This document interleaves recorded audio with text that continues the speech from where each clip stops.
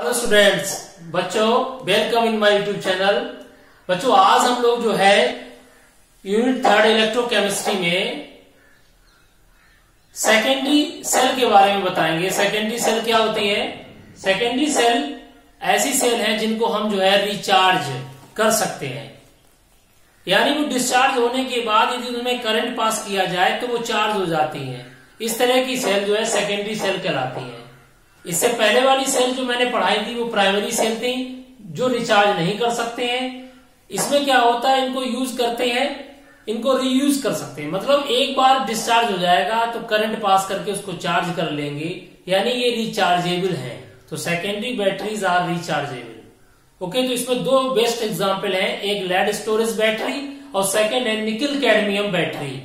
तो lead storage battery में हम लेड का इस्तेमाल करते हैं जिसमें लेड एनोड होता है, लेड डाइऑक्साइड कैथोड होता है, और इलेक्ट्रोलाइट के रूप में उसमें हम H2SO4 डाइल्यूट सोल्यूशन इस्तेमाल करते हैं।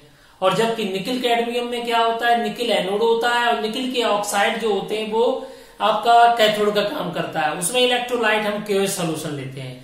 तो बच्चों आज ये दोनों टॉपिक कवर करना है सेकेंडरी सेल के अंतर्गत। तो सबसे पहले लेड स्टोरेज बैटरी और दूसरा निकल कैडमियम बैटरीज। चलो लेट अस स्टार्ट नाउ। तो बच्चों सेकेंडरी सेल के बारे में बताते हैं। The cell which can be recharge by passing direct current through them, यानी जिस सेल में हम जिस सेल को हम रिचार्ज कर सकते हैं करंट पास करने से, उसे हम सेकेंडरी सेल कहते हैं। इसमें बेस्ट एग्जांपल आपको बताया है लेड स्टोरेज बैटरी, क्योंकि हर एक के घर पर इन्वर्टर होता है, उसमें एक बैटरा कनेक्ट होता है, तो वो बैटरा जो होता है लेड स्टोरेज बैटरी के नाम से यूज किया जाता है। उसमें जो ग्रिड होती है वो लेड की ग्रिड होती है, इसलिए उसे हम लेड स्टोरेज बैटरी कहते हैं। अब बात करते हैं इसमें एनोड कौन है। देखिए किसी भी सेल के बारे में तीन चीज जानना बहुत जरूरी है, चार चीजें। पहली चीज होती है एनोड कौन है उसमें, कैथोड कौन है उसमें, इलेक्ट्रोलाइट कौन है उसमें, और एनोड और कैथोड पे होने वाली रिएक्शन। अगर आप किसी सेल की ये चार चीजें आप तैयार कर ले, चार के बदले 5 मान लीजिएगा।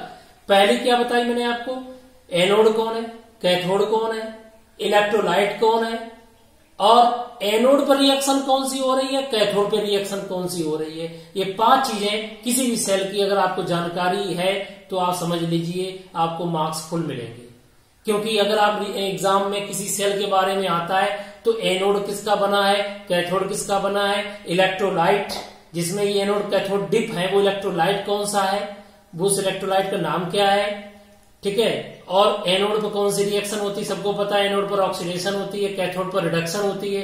तो एनोड पर ऑक्सीडेशन रिएक्शन हो रही है, कैथोड पर रिडक्शन हो रही है, वो रिएक्शन आनी चाहिए। उन दोनों जब रिएक्शन को जोड़ देते हैं तो ओवरऑल रिएक्शन रिडॉक्स रिएक्शन होती है। तो सबसे पहले हम आपको बताएंगे लेड स्टोरेज बैटरी के बारे में। आपको पता है इसमें होता क्या है, इसमें लेड जो होता है एनोड का काम करता है, और लेड डाइऑक्साइड आपने 11th क्लास में पढ़ा हुआ इनर्ट पेयर इफेक्ट। लेड की दो वैलेंसी होती है, लेड की +2 और +4।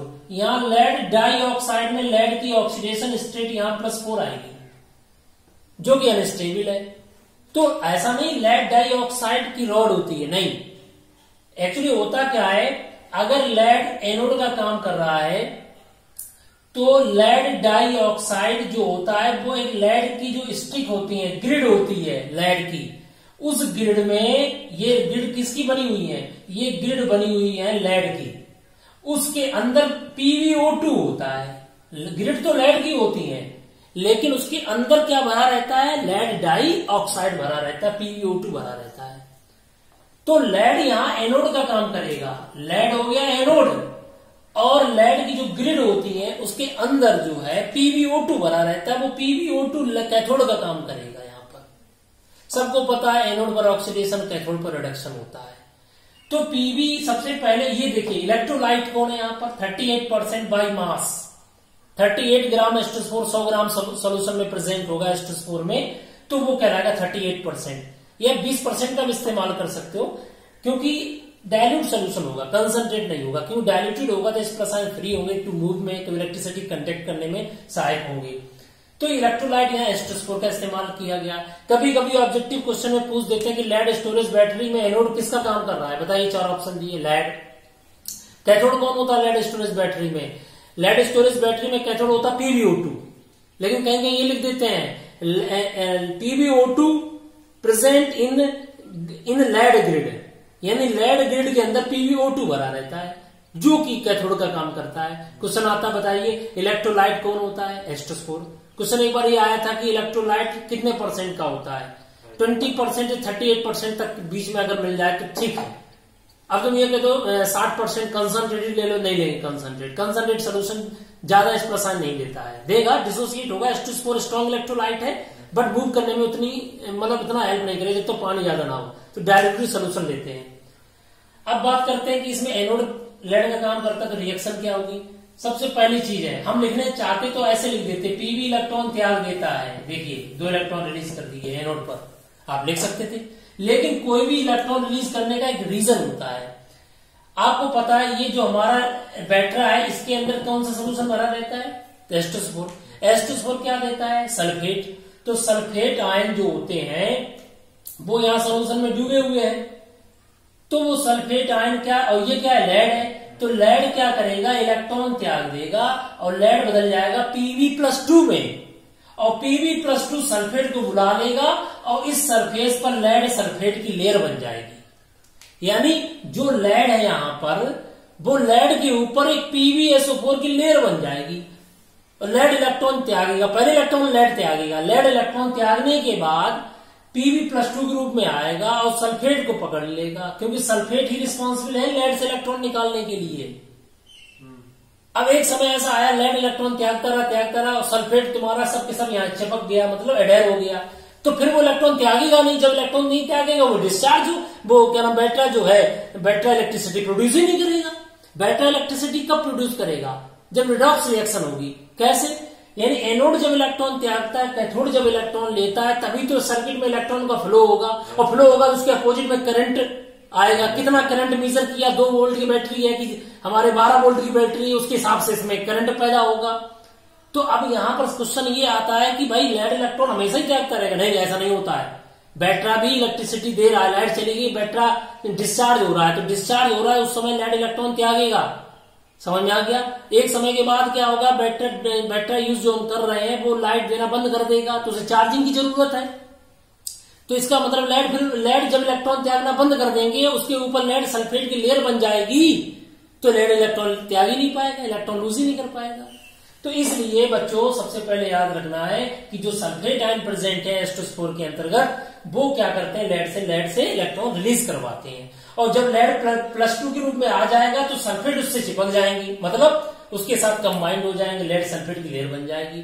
और सॉल्यूशन में क्या छूट गया? H+ आयन, और वो 2 इलेक्ट्रॉन दे दिया इसने। वो 2 इलेक्ट्रॉन और H+ आयन अब किधर जाएंगे? कैथोड की ओर जाएंगे। अब इधर देखिए कैथोड पर क्या होगा? कैथोड किसका बना है? यहां तो समझ में आ गया, एनोड ने इलेक्ट्रॉन त्याग दिए, Pb से Pb+2 बन गया, एनोड पर ऑक्सीडेशन हो गया। एनोड पर क्या होता है? सबको पता है, ऑक्सीडेशन होता है। आपको पता है इलेक्ट्रोकेमिस्ट्री का आज की डेट में रिसर्च में बड़ा यूज होता है। आप देखिए जितने भी रिसर्च की वैकेंसी आती है उसमें इलेक्ट्रोकेमिस्ट्री का बहुत यूटिलाइजेशन है, क्योंकि बेस्ट यूटिलाइजेशन इलेक्ट्रिसिटी जनरेट करना आज का चैलेंजिंग जॉब है। आजकल लोग इन्वायरमेंट फ्रेंडली इलेक्ट्रिसिटी जनरेट करना चाहते हैं, और ये इन्वायरमेंट का पोल्यूशन भी है। बहुत सारे लोग लेड जो हमारे रिचार्जेबल बैटरीज नहीं होती हैं, यानी प्राइमरी सेल होती है, उनको यूज करके फेंक देते हैं, वो कहीं ना कहीं टॉक्सिसिटी राइज करते हैं। तो इसलिए बहुत ही मतलब अच्छा टॉपिक है इलेक्ट्रोकेमिस्ट्री में। आप चाहो तो इलेक्ट्रोकेमिस्ट्री से आप बीटेक भी कर सकते हो, स्पेशली कोर्सेज भी हैं इस तरह के। तो इलेक्ट्रोकेमिस्ट्री को समझिएगा, आप इसमें बहुत कुछ कर सकते हो, क्योंकि हम इलेक्ट्रिसिटी आज की डेट में बहुत डिमांड है फ्यूल की। तो एनोड क्या है? ऑक्सीडेशन हो रहा है, Pb से Pb+2 बन गया है। अब कैथोड किसका होता है? PbO2 का होता है। तो PbO2 जो होता है वो लेड डाई ऑक्साइड बोलते हैं उसको हम लोग, लेड डाई ऑक्साइड। और लेड डाई ऑक्साइड क्या करेगा? Pb+4, लेड की ऑक्सीडेशन स्टेट अनस्टेबल होती +4, +2 स्टेबल होती है, तो Pb+4 किस में बदलेगा? Pb+2 में बदलेगा। कैसे बदलेगा? H2SO4 कहां पड़ा हुआ है? सॉल्यूशन में पड़ा हुआ है H2SO4, तो H2SO4 लेगा। और ये जो देखिए इन्होंने 2 H+ आयन इलेक्ट्रॉन लिए, इलेक्ट्रॉन का जुड़ना क्या कहलाता है बताइए आप? रिडक्शन, तो इलेक्ट्रॉन ले लेगा।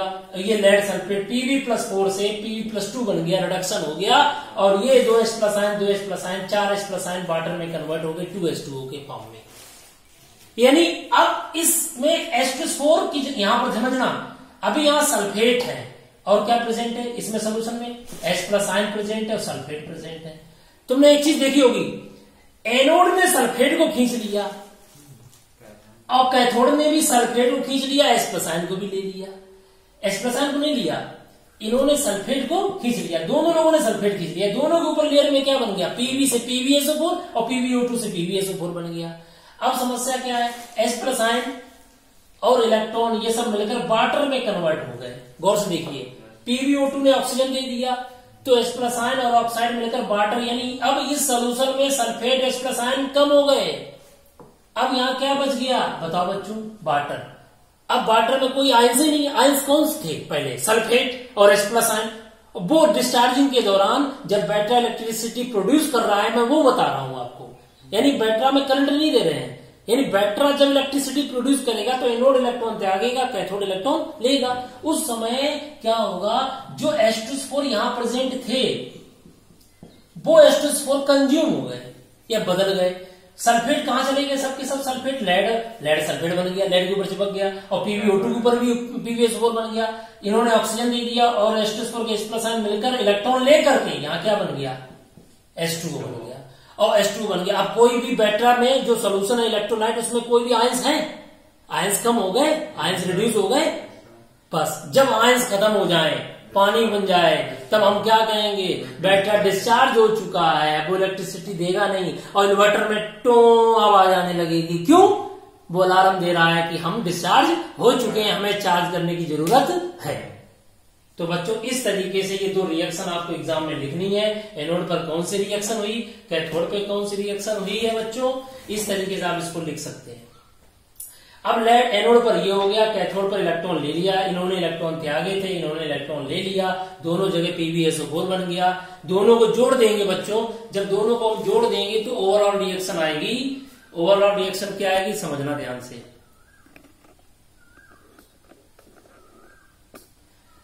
अब देखिए यहां पर दोनों रिएक्शन को हमने जोड़ दिया है। जब दोनों रिएक्शन को हमने जोड़ दिया है तो रिएक्शन में क्या बना, Pb और PbO2 और H2SO4 2H2SO4 और एरो PbSO4 दो मॉलिक्यूल और 2H+ आयन 2 इलेक्ट्रॉन कट गया है। तो बच्चों आपने देखा यहां पर हमने दोनों रिएक्शन को जोड़ दिए, एनोड पर होने वाली रिएक्शन, कैथोड पे होने वाली रिएक्शन। जब दोनों रिएक्शन को हमने ऐड कर दिया है तो रिएक्टेंट साइड वाली जोड़ दी है, प्रोडक्ट की साइड वाली जोड़ दी, 2H+ आयन 2 इलेक्ट्रॉन यहां से कट गए हैं। तो ओवरऑल रिएक्शन ये आ गई सेल की रिएक्शन। इस सेल में देखो Pb से PbSO4 बन रहा है, तो 0 से +2, और यहाँ +2 से 0 +4 से +2 हो रहा है। तो ओवरऑल रिएक्शन होगी बच्चों। लेकिन ये रिएक्शन कब होगी, जब बैटरा इलेक्ट्रिसिटी पैदा कर रहा है, लाइट चली गई और बैटरा अपना काम कर रहा है, इसे कहते हैं रिएक्शन ड्यूरिंग डिस्चार्जिंग। कभी कभी आता है ऑब्जेक्टिव में, बताओ इनमें से कौन सी रिएक्शन डिस्चार्जिंग के दौरान हो रही है, सेल रिएक्शन, तो ये लिखेंगे। अगर हम इसको पलट दें, यानी जब हम लाइट देकर करंट पास करके बैटरा को चार्ज करेंगे, तब इसको पलट दीजिए, वो रिएक्शन हो जाएगी। देखो इसको ले आओ इधर और इसको ले जाओ उधर, तो ये रिएक्शन होगी रिएक्शन ड्यूरिंग चार्जिंग। ये रिएक्शन चार्जिंग के दौरान होगी। समझ में आ गया। तो इस तरीके से लेड स्टोरेज बैटरी हो गई है बच्चों। फिर भी अगर आप और समझना चाहते हो तो इसको हम और समझा देंगे, लेकिन अभी आप ये रिएक्शन तैयार कर लीजिए। इस रिएक्शन में क्या होगा, एनोड पर ये रिएक्शन हो रही है और कैथोड पर ये रिएक्शन हो रही है। बच्चों अब हम निकिल कैडमियम बताएंगे। निकिल कैडमियम सेल, जैसा कि निकिल कैडमियम सेल की बात करें तो निकिल कैडमियम सेल में क्या होता है कि ये देखिए यहां पर निकिल और कैडमियम सेल में एनोड का काम कौन कर रहा है, कैडमियम। अब आप कहोगे सर निकिल और कैडमियम में कैडमियम ही क्यों लिया, उसका एक रीजन है। आपने पढ़ा होगा जो हमारा 10 ग्रुप है, 10 कहेंगे या 12 ग्रुप, 12 ग्रुप बोलेंगे। 12 ग्रुप में जिंक कैडमियम मरकरी है। तो तो इनके लास्ट में 3d10 4s2 आएगा, 4d10 और 5s2 आएगा। इन सभी की वैलेंसी 2 होती है, जिनकी वैलेंसी 2 की बजाय 3 नहीं होती है, ट्रांजिशन एलिमेंट नहीं है। तो कैडमियम जो है 2 ही वैलेंसी रखेगा, वेरिएबल वैलेंसी नहीं रखेगा, तो इसलिए यहां पर इसको एनोड माना। दूसरी बात है रिएक्टिविटी, जो ज्यादा रिएक्टिव होता है वो एनोड होता है और जो कम रिएक्टिव होता है वो कैथोड होता है। तो कैडमियम यहां पर किस रूप में काम कर रहा है? एनोड के रूप में काम कर रहा है। तो कैडमियम ने एनोड पे यहां पर बदल दिया, एनोड यहां कैडमियम हो गया, कैथोड यहां निकिल ऑक्साइड हो गया, ठीक है। एक्चुअली निकिल ऑक्साइड नहीं होता है, निकिल को जब हम KOH के इलेक्ट्रोलाइट के सोल्यूशन में डालते हैं तो निकिल NiO into OH बन जाता है। किसी किसी बुक में NiOH का ऑल्थराइज भी लिखा है, कहीं कहीं NiO2 भी लिखा है। तो लॉजिकली यहां पर NiO OH में बदल गया, समझ में आ गया। आपको ये लिखा होगा कि कैथोड में मेटल के ऊपर निकिल ऑक्साइड की कोटिंग कर देते हैं, लेकिन जब निकिल ऑक्साइड KOH के इलेक्ट्रोलाइट के सोल्यूशन में डूबा रहेगा तो NiO into OH बना लेता है, तब इसकी ऑक्सीडेशन स्टेट यहां निकिल की +3 आ जाती है। कितनी आ जाती है? +3 आ जाएगी। ऑक्सीजन की होती -2। अब इलेक्ट्रोलाइट कौन इस्तेमाल करते हैं, ये क्वेश्चन आ जाए। निकिल कैडमियम में इलेक्ट्रोलाइट कौन होता है? KOH का सोल्यूशन। अब एनोड पर रिएक्शन कौन सी होगी समझना। कैडमियम इलेक्ट्रॉन त्यागता है, हमेशा लिखोगे रिएक्टिव है, लेकिन किसी ना किसी रीजन से त्यागता है, क्योंकि इलेक्ट्रोलाइट सोल्यूशन कौन है यहाँ पर? OH- ion. तो OH- आयन कैडमियम को कह रहा है कि हम कैडमियम को प्लस मिल जाए और हम बना लें कोई उसके साथ साल्ट, तो कैडमियम इलेक्ट्रॉन रिलीज करेगा 2, तो CdOH का ऑल्टवाइज बन जाएगा और इलेक्ट्रॉन रिलीज कर दिया। एनोड में वैसे भी ऑक्सीडेशन होता है, तो इस तरीके से ऑक्सीडेशन हो गया। और कैथोड पर क्या हो रहा है?